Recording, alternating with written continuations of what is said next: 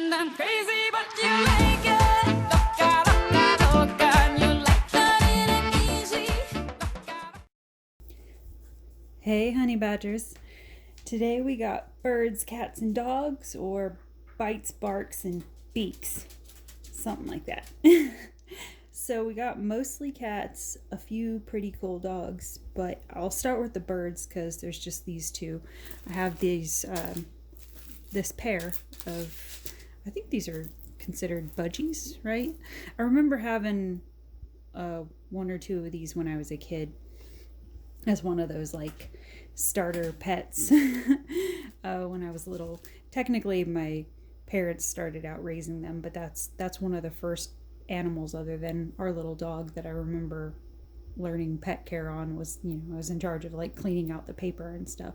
So that was mainly why I got these, remembering those little birds I raised when I was a kid, and also because of the cute polka dot bows on their heads and glasses. So these I thought was interesting. These are clearly made by the same company, but for some reason this one came in this kind of packet and this one came in the pre-sorted bags, which, I mean, it doesn't really matter. Like, I'm sure both drills are perfectly fine. I've been doing some smaller kits that have a lot of these bags, and for some reason when they come in these bags they seem to be a little bit better quality. Some of them have even been resin or almost resin quality, but these look pretty good too. I just thought that was interesting that I don't know if they just ran out of bags. I don't know if you guys remember the show Dead Like Me. There was one episode, this was a show from like years ago. There was one episode on that series where it was this whole show about basically all these like Grim Reaper people, and it was this whole crew, and there was like Manny Patinkin played the guy that was in charge of the whole crew, and he always gave people notes on yellow post-it notes. And I think there was one episode where he gave them notes that were, I forget, it was like orange sticky notes, post-its, or green or something like that. And there was this whole episode written around like, why the color change? What does that mean? What is he trying to tell us? And then they get to the end of the episode and he's like, I just ran out of the yellow ones. Why are you guys reading into this? But that was pretty funny. Anyway, yeah, so it might have been something like that. Maybe they just ran out of the other bags. So same size, same color amount? Yeah, same color amount. So yeah, cute little pair together. Nice little mix of colors. They're mini canvases, but I think they're going to come out just fine. They look perfectly clear. So for this one, I guess we'll call this the darker bow. These look a little bit more, this looks a little bit more like fall time, kind of like start of school season, and this one looks a little bit more summery. So for the fall time one, I guess this is your color strand.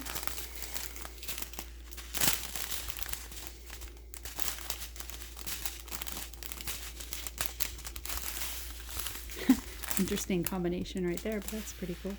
And then a whole bunch of 3856, I'm assuming.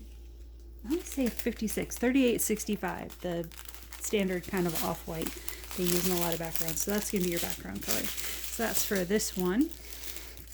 And then your brighter, more summery one. I don't want to open this up because they're all individually packed, but a lot of greens and yellows. And probably a little bit of pink I'm seeing up here.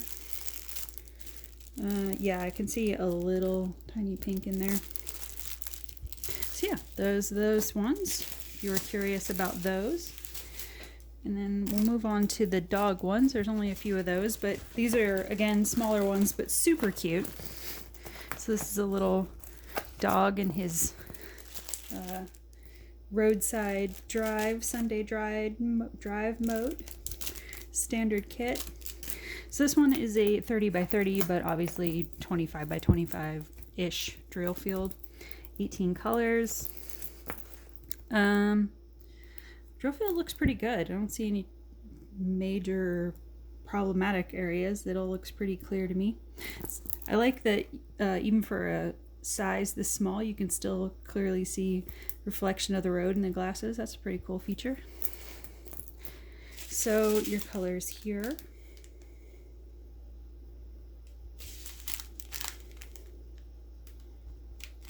So yeah, I think the pop of red is going to be fun on there. Is it a, it's not a true red, it's that 891 red, but still really nice. Got some of that like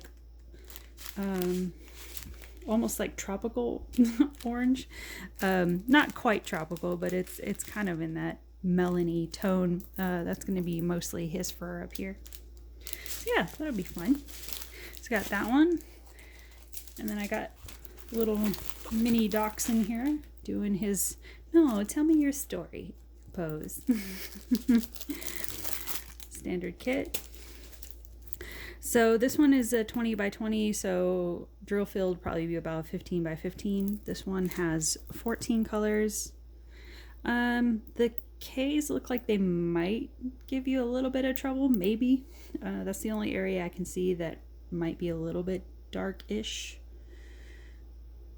Because especially over here, the K's over there and the green shade, and then the K's up against the E's in the ear. That's probably the most troublesome area I can spot. Oh, and on the bridge of the nose up there. Otherwise, pretty good drill field, pretty clear. So, a lot of oranges and greens in this color palette. Should go pretty quick, I mean, for that size. So that's what he looks like. And then this guy. Got little rock star dog. His little colorful mohawk. The mohawk is pretty much what drew me to it, because I guess because I can relate, maybe because I have the sides of my head shaved. So yeah, I guess I could relate to the dog. It's kind of funny because I remember the first time I shaved the sides of my head. My ex at the time was not a huge fan of it, although he tried to cover it up really well. Me like, oh no, that's really cool. Oh my God, I can't believe you did that. But the weird thing was I had never felt more like myself until I'd started doing that. And so now every once in a while I still get looks from people every so often where they're just like, I don't know. I don't know if they're trying to figure out if I'm a lesbian or not. But you know, it's funny because like I thought because of the way my ex used to react that I was gonna just be forever vilified by the male population for being like, oh, she's probably a butch hard ass. And you know, actually it's no, I get hit on just as easily with my head shaved than when I didn't. So so yeah, I just thought that was kind of funny. I thought that was gonna be my undoing, that I liked the sides of my head shaved. But mainly the reason I do it now is because for some reason the sides of my hair are like the one spot where my hair wants to start going noticeably gray. The top of my head I've only got like a few strands in my natural hair, but on the sides it's starting to be like, I don't know, maybe we should transition. And a lot of my friends are like, oh, you should do that what is it called, there's like a movement online where it's like encouraging women to start embracing their gray hair, and I'm not there. I'm not embracing it yet. So I'm still at that stage where I just want to shave it out. Maybe one day, but for right now I like it the way it is. So yeah, it's my hair is a little bit longer, but it's kind of similar to my style, minus all the rainbow colors. I just have the one red color. So but I did tell my hairstylist one time, one day when I do embrace the gray and white and whatever, once all the color goes, then yeah, we can play around and start doing mermaid colors and go to town with it. I don't care. But like, as long as the red wants to stay in there, the red's gonna stay there. So yeah, that's him. So I think he's got, it's a little hard to tell, but I think he's got headphones down here. And then I think he's supposed to be in like a leather jacket. Or that might be part of his collar. I can't remember on the original art now. But yeah, I thought he was pretty cool. So there's 23 colors on this one. And it's a 30 by 30, so 25 by 25 drill field. And then you get a whole mess of colors in this one, naturally. It's not quite as bright color-wise as I was thinking it was going to be, so I may alter some of those. Because, you know, looking at this, I thought I was going to get like really bright yellow and really hot pink. And looking at what came, it's like, it's colorful, but it's for what you were expecting. It's kind of like, yeah, it's kind of tame. I do like that blue though. So I'll probably use that blue and then just probably swap out some of these pinks and yellows for some brighter tones just to really make it pop out and look neon like it should. So there's that one. All right. We'll get into the cats and then call it a night. All right, let's start with this one. What's in this one? This one is Cactus Cat. Standard kit. Sugar packet bags, just so y'all know. And this one I was just drawn to just because I grew up in high desert, so yeah, I'm very familiar with that kind of environment. So yeah, it was kind of a throwback to what I grew up in. And he's just cute. He's just a cat hanging out in a terracotta terracotta pot. There we go. It's fun when the dyslexia kicks in verbally. Yeah, terracotta pot. There we go. If I keep practicing, I'll get it. But he kind of looks like he's confused about how he got there. Like he doesn't remember. Maybe he had heat stroke or something. I don't know. But otherwise, he's really cute. I like how this one flower is just sort of peeking over his head. He does look comically shocked though. But anyway, there's only 20 colors in this. 30 by 40 size. Since it's all these like little sugar packet ones, don't really want to open this just yet because you know these tend to have at least one busted somewhere.